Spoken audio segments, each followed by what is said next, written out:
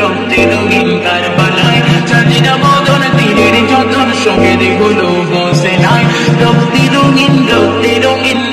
রঙিন কারবালায় সাজিনা বদন তীরের যতন সঙ্গে